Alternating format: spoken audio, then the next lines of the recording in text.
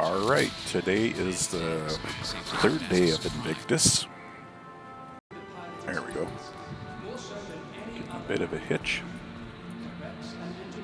So it's third day of Invictus.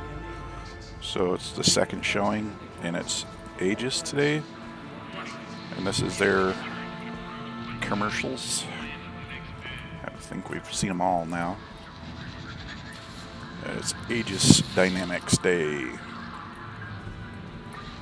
for the Invictus, trying to promote their UEE Navy recruitment drive, show off their toys.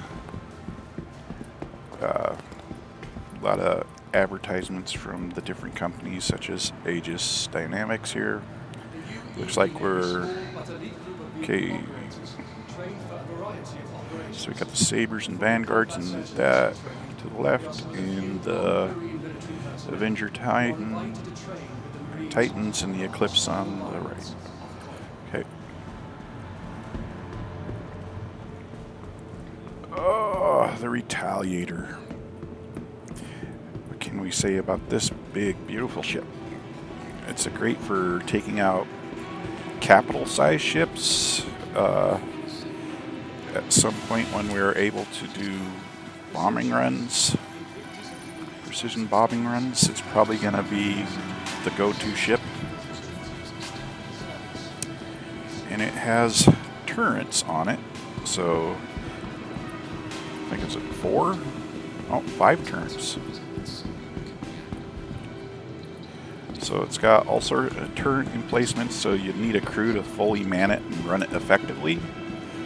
But for just one person, you can use it to bomb capital ships or like corvettes like the Hammerhead.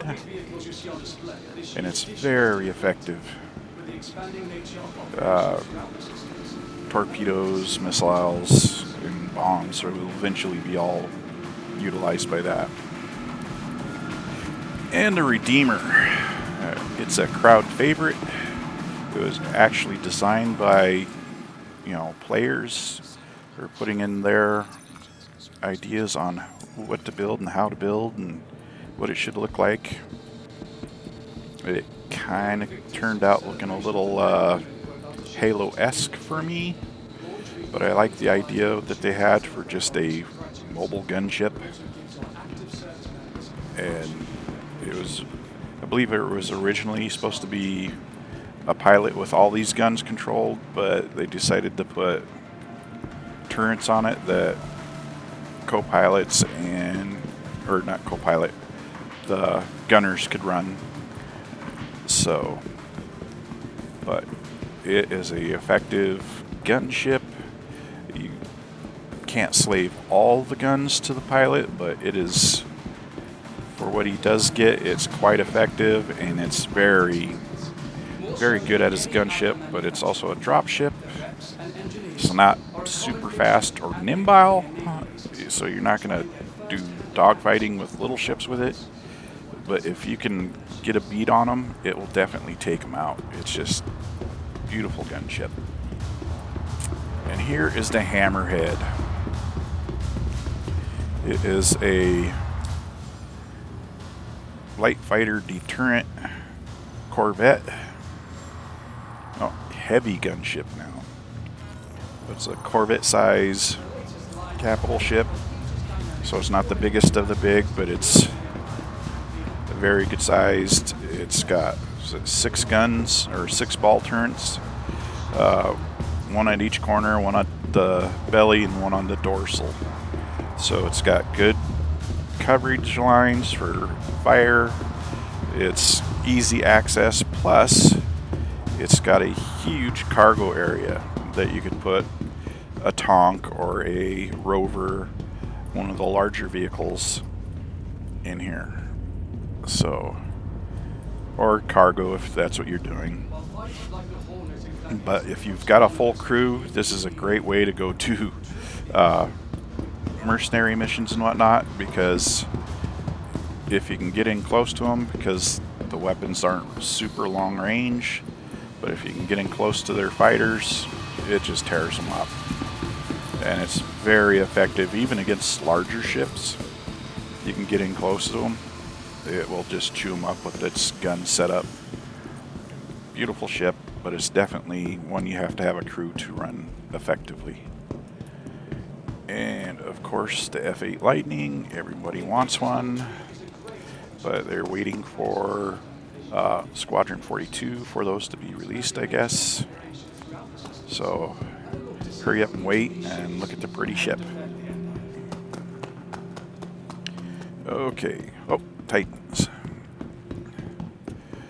So everybody says this is the step up from the beginning ship, and yes and no. I prefer my Cutlass Black against the Titan Avenger, but this is definitely more nimble for a fighter, but it's not as durable. And with a few quick tweaks on the Cutlass Black, you can take this thing all the time. You have to chase it a little bit, but you can take them down. But it comes in several different variants. The Warlock is the Interdictor, I believe, or EMP. Yeah, it's the EMP. So it goes flash and everything stops for a few minutes. But they're not bad ships. They got good amenities, good cargo, a good loadout for weaponry. So they're a very good little fighter, all-around ship. And this ship, I think, is vastly underrated. Stealth mechanics aren't really where they should be at for the gameplay that this was designed for, because it's a stealth bomber. But it has, what is a size 9 missile? 3 to size 9 missiles. So it's great for doing mercenary missions where you got to take out a big bad guy that's in a fighter ship. So this will fly up on a hammerhead and one-shot it. So it's really good to have if you're doing mercenary missions and stuff like that. It's very effective, and that's not what I intended to do. So let me out.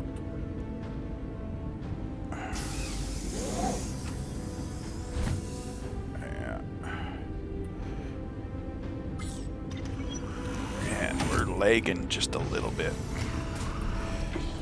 Okay, well, I guess we get to look at the guts of the Titan Avenger. You get a bed, a little area, cargo space. So they're a nice little ship. I'm not degrading them in any way, but I prefer the Cutlass Black. The blue's even better. And the red is in a pinch. But definitely, if you get the opportunity, fly this guy. He's great for specific, go out and destroy missions. Just because he can one-shot with his large missile payload. And when you get into the higher end, hunt down this guy and they're flying the hammerhead or whatnot, and you just fly up and one-shot him with it, it's great. Because most of the time you can hit the target and fly away before his assisting ships can get to you. So it's a way underrated ship. And that little ship can take out this monstrosity with one hit.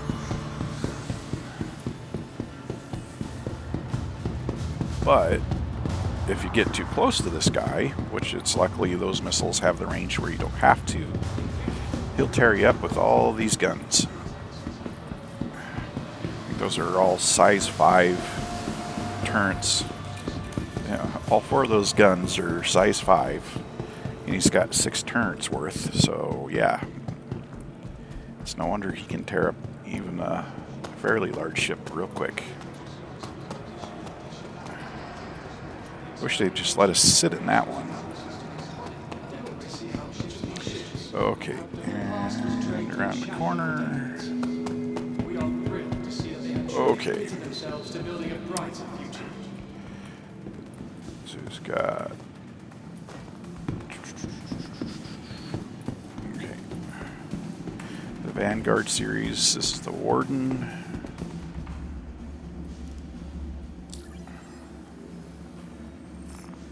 Here we go. So they're all classed as heavy fighters. They just have different roles. I think this is the. Yeah, this is Sentinel, so this is their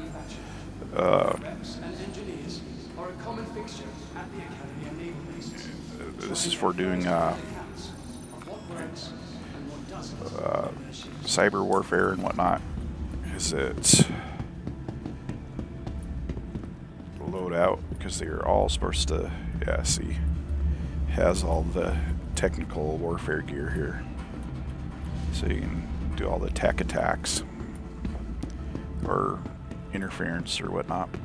So there used to be the big bad ship, but now that there's more of the heavy fighters out there, they've kind of dropped back, but they're still a solid ship to fight with. And the Comet series, the Saber Comets, and well, the Saber series in all aren't my favorite fighters, but they're okay. They're stealth, so since the stealth function is not fully in the game yet, they're kind of missing half of what makes them good. But they have a good weapon arrangement and a good loadout of weapons, so when they're in a fight, they're a good fighter. And the Gladius, oh, this is the dogfighters normally preferred. Well, this or an Arrow. They're really agile. They're good in atmosphere and out. They have a decent loadout of weapons, turrets, or no, it doesn't have a turret, but it has a decent amount of weapons, all slaved to the pilot. They've got guns, missiles, so it's a good little dogfighting ship. And yeah, more of the Sentinels. Great big monster ship. Oh, monster heavy fighter. So these are all the same frame, they just have different loadouts. So, you know, you can use the same frame to do multiple different jobs. I believe one's bomber, one's I think that's the hoplite, so that'll be your troop drop carrier.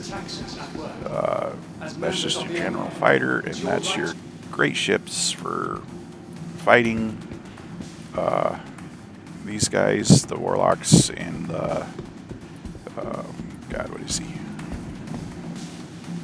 Oh, you're just a saber, regular saber. Are good fighters. They'll be better once stealth technology is actually fully functional in the game, because then you'll be able to get way closer to your target before they realize that you're there. It will just be devastating. And he's just an all-around good little dog fighter. Alright, well, that's it for Aegis today, and I hope you enjoyed.